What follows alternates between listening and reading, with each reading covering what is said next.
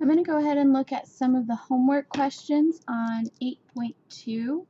A couple things that we need to know is that a central angle, it's the center of the circle and expands out. So it's essentially the angle, if I draw a circle real fast,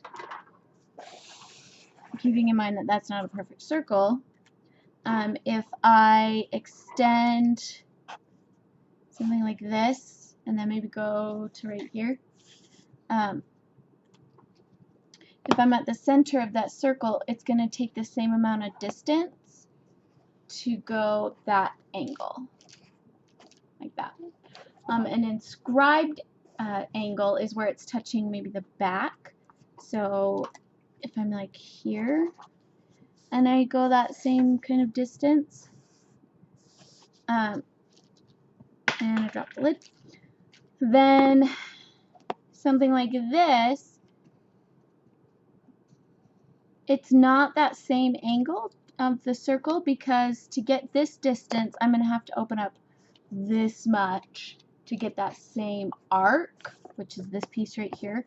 Whereas with the inscribed angle, I'm only moving a tiny bit to hit that whole piece. So our inscribed angles, the relationship, there's a 2 there, just like our special right triangles. If you're going from a smaller one, so the back angle, to a bigger piece, the arc, you multiply. Small to big, multiply. Big to small, so if we're going from the arc to the angle, you divide. And our last theorem here is dealing with the angles, not the actual lengths. So I'm talking about this arc being added to this arc. That's the y plus the z. I just picked letters. And then this angle, it kind of bled through, but it's supposed to be theta. And this angle, we're going to add them together, and that should be the same thing. Now, these two angles are always going to match because of vertical angles, if you remember that. I'm going to try to grab the lid that fell, but I'm holding the baby, so we'll see how that works. And I think I just lost it. Got it. Okay. So, the first thing I kind of want to look at is this first set of problems. Now, I'm not going to do all of them, but when it's talking about, scoot this up a little bit so we can see everything. When it's talking about, baby, don't eat those. Here, eat this. Eat this. There you go. An arc, so for example in 4 or 7 or 8 or any of these with the arc symbols on them, it's important to remember that, so if we do 7, X, W, and Y, so the arc that it's talking about is it wants to start at X and end at Y, but we're not going to go this direction because it wants us to hit the W in between. So that's this arc right here. So something like that. So we're going to find the measure of that arc. Now, it says in circle P, angle WPX, so WPX, so this angle right here, is going to be 28 degrees. And then we have angle ZPY, so where's ZPY, so this angle right here is going to be 38 degrees. And then it's telling us that the length of this piece, WZ, is a diameter and XV is a diameter. So what that can tell us is that it's a straight line. So one of the things is that whatever this angle is,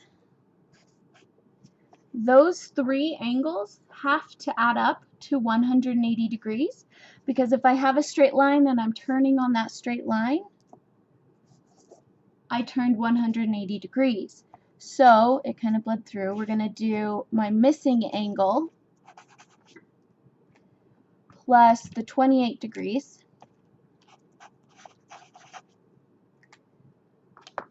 plus, what color did I use? Green for 38 degrees.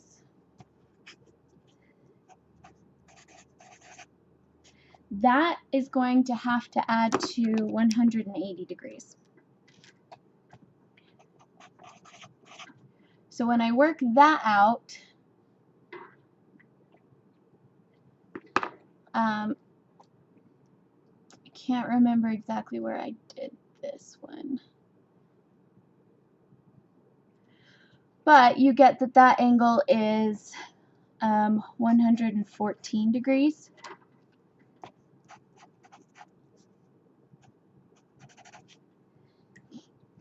So once I have that, there's a couple ways I could approach this problem. Again, we're looking at number 7. I could say, well, a full rotation is going to be 360 degrees, whether I'm looking on the inside or on the arcs.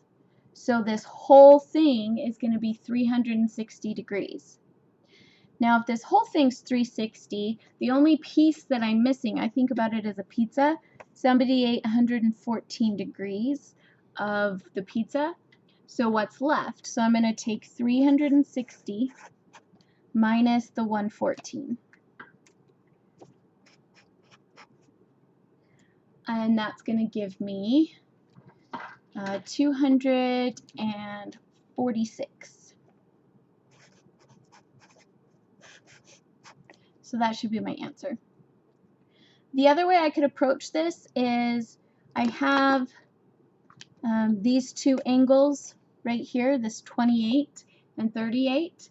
Well, this is a diameter as well, so it's a full rotation of a line. So if I am facing this way and I turn, that's 180 degrees. So 180 plus the 38 plus the 28 is going to give you 246 as well.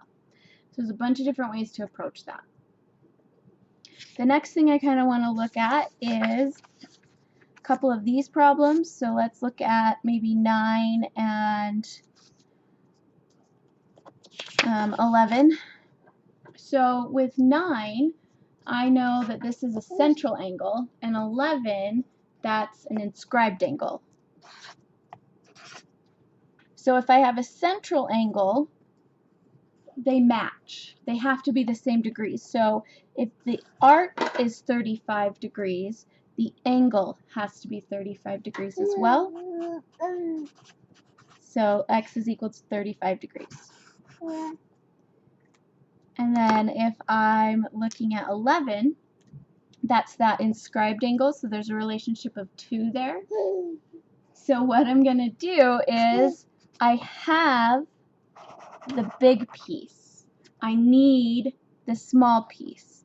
So to go from big to small, we divide. So x is going to be equal to this 124 divided by 2. And that just gives me 62 degrees. So that's how the central angles and inscribed angles would work. If I kind of look at a couple other problems,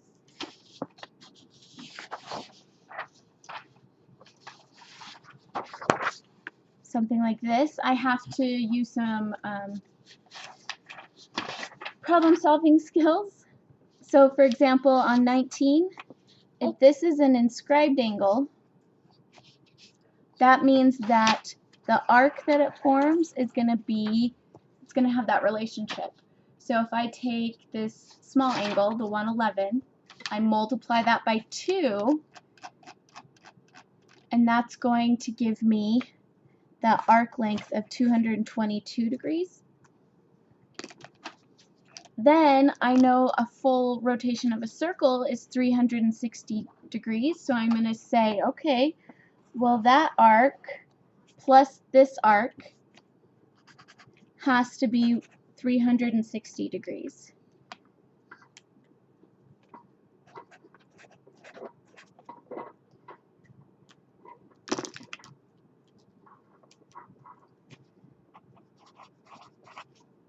And then when you subtract 222 from both sides, you get that that angle is 138 degrees, or that arc. And the relationship between the arc and the angle, remember it's an inscribed angle if I'm looking at this angle right here. This arc and that inscribed angle, I'm going to come over here. I have the, you're okay. I have the big piece, I have the big arc. I want to go to the small angle, so I'm dividing, and the relationship is a factor of 2. So x is going to equal 138 from the arc, divide it by 2, and I get 69 degrees. So use your problem solving skills. Sometimes it's going to be a little difficult. A hint on this one is if this is the diameter, that is going to be 90 degrees. You actually don't need to use stuff about circles on this one. You know that the sum of angles is going to be 180 degrees. Okay, and then a couple more to kind of look at. Let's see. So when it's having a 1 here, I'm not a huge fan of these problems. That is going to use this theorem, by the way. But having the 1 there, it's not saying that that's the angle measure. It's saying that that's the angle it wants you to find. Find the measure of angle 1. So our theorem says that whatever this is, I'm going to change it to x, this is going to be x as well, because of vertical angles. So whatever this is, the same as here. You going to eat the paper? Play with the paper. On this one, kind of a hint, solve for y first. So back to this first one, x plus x, that has to be the same as if I add the two arcs together. So this 38 plus 104. Well, now you don't have any paper, sweetie. You're not playing with the Sharpie. Here, play with that. They have to be equal to each other. So when I solve that, I get 2x is going to equal,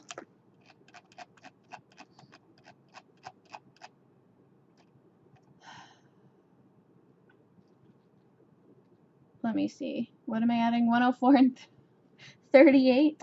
So 130, but then that's going to make it a little bit bigger. So 142. Yep. And then you divide both sides by 2, and you get x. Oh, don't play with the phone, baby. Don't play with the phone.